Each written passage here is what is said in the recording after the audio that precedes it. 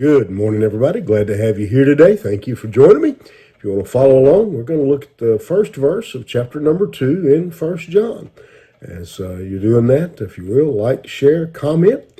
And then we have these words from John. My little children, I'm writing these things to you so that you may not sin. But if anyone does sin, we have an advocate with the Father, Jesus Christ, the righteous. So, several things John does here in this verse. First of all, let's take this phrase, my little children. John is writing, and he looks at his audience as his little children.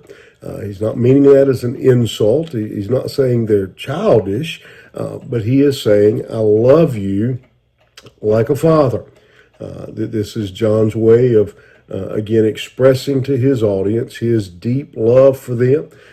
He wants them to understand that some things he says may seem harsh, may be uncomfortable for them, but that he wants them to know that they come out of love, that he is addressing them from his heart, not just as a pastor to his congregation, but with a deep love that a parent would have for a child.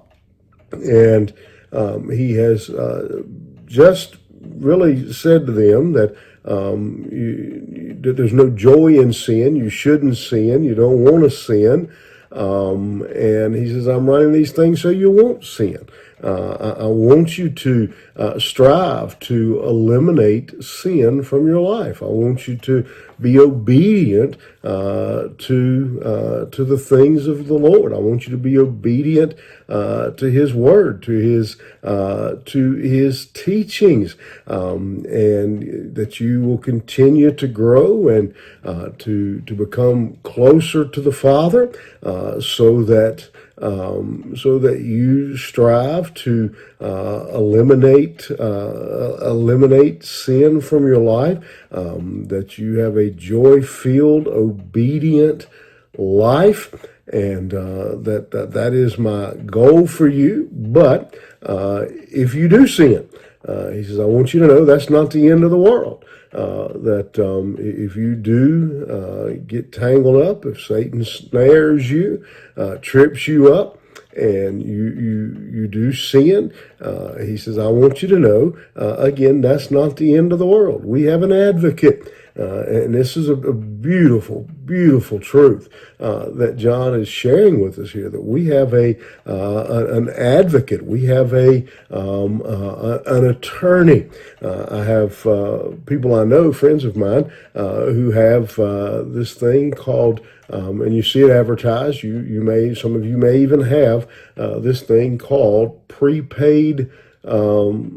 Prepaid legal, I think is the name of it, where you pay a monthly fee and you basically have a lawyer on call. That if you get into some kind of trouble, if you have run afoul of the law, you just call this lawyer, and you've got a lawyer on call who will step up. And if you need some kind of official legal letter written, if you need representation, this lawyer's there for you.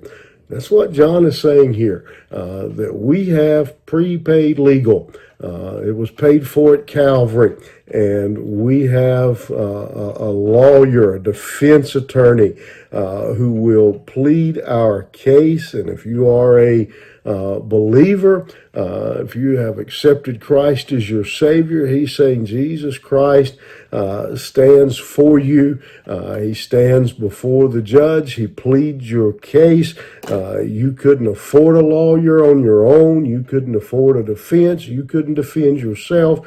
But God sent His Son to die on a cross, that He could be your defense, and that He would stand for you. And He is the righteous one. He doesn't. He is holy, and He's paid our debt on the cross, and so that our sin has been forgiven. It continues to cleanse us from all unrighteousness. He says, "I'd prefer you don't sin. It would be better, and I hope you'll strive for that. I hope you'll strive to eliminate sin from your life, to be obedient in all situations and all circumstances. But don't fret. Don't let Satan beat you down and tell you how horrible you are if you fall into sin, if you should commit sin, because we have prepaid legal. We have a Savior. We have an advocate, and that advocate is no less than Jesus Christ himself. Don't let Satan torment you over your sin, over your past sin, because if you've been saved, if you know Jesus Christ as your Lord and Savior, he says you have representation. Jesus Christ stands at your defense. What a wonderful truth. What a wonderful way to start our day, to be reminded that we have an advocate in Jesus Christ. You remember that today. Have a good one. And we'll see you here tomorrow morning.